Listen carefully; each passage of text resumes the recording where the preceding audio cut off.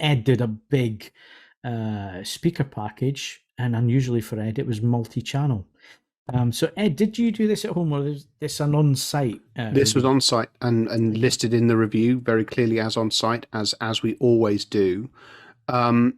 I did this for a couple of different reasons. The first was I'd done 2 Christmas reviews of big stereo products, and I thought it was only fair, as we are AVForums, as we have got an off-site policy, that I could go and do something that was actually multi-channel. And as people have noticed, a bit of a cost of living crisis. So the other review I did in 2022 for multi-channel, actually I did 2. I did an ELAC one, but I also did the Bowers Wilkins 800 series. So I asked the question, could you get close to the experience I had with the Bowers Wilkins 800 series? Now, Phil's heard that room, and I need to be clear that the room that I listened to these in was nowhere near as treated and set. But could I approach that fundamental quality for less money? And went off and listened to some Paradigm founders. Now, this is a bit of a weird one because we've actually done a different Paradigm founder review in the past, but we dug different speakers out for this one. And I was seriously impressed. I don't want to describe a system that costs as much as this one did as a bargain, because that's both insulting and fatuous, but these are exceptional speakers, even judged at their asking price. There's a lot of speaker there. There's a lot of clever technology there. So effectively, the major story is that these large founders use an active bass module, and it just lends a speaker that's significantly smaller than the Bowers Wilkins 801, that same utterly imperious just shove.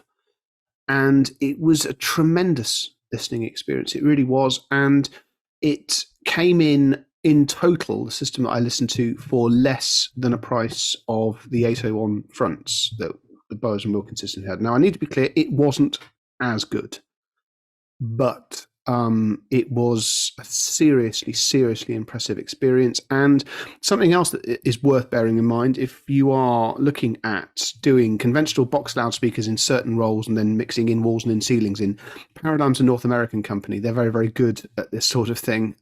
So there are products commensurate with the quality of the founders at available for in-wall and in-ceiling applications. They all come into the UK.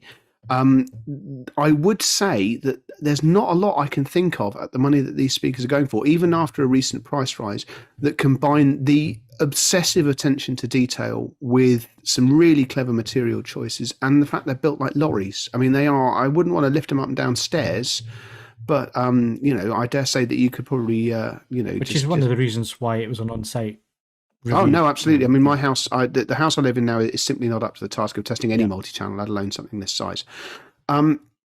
I was genuinely impressed. I'm aware that the number of people shopping for systems at this sort of level isn't huge, but if you are looking for your end game AV system, I was truly staggered at how close they got to the best AV experience I've had in some time, and down in Bowers Wilkins' own room, how close these got in a much more ad hoc setup at substantially less money. I don't think they're the most beautiful. Praise. I don't think they're the most beautiful speakers going, and that may or may not matter to you. But nevertheless, I was genuinely impressed.